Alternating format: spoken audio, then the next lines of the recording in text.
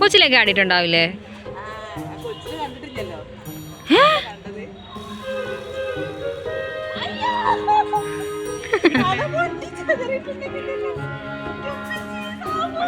അങ്ങനെയൊന്നും വീഴത്തില്ല. വേണ്ട, പേടിപ്പിക്കണ്ട.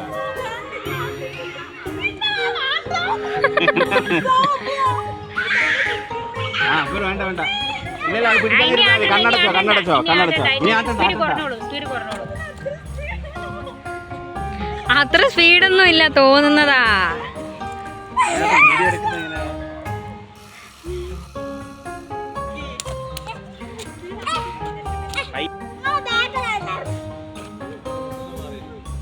മാറിക്കേ.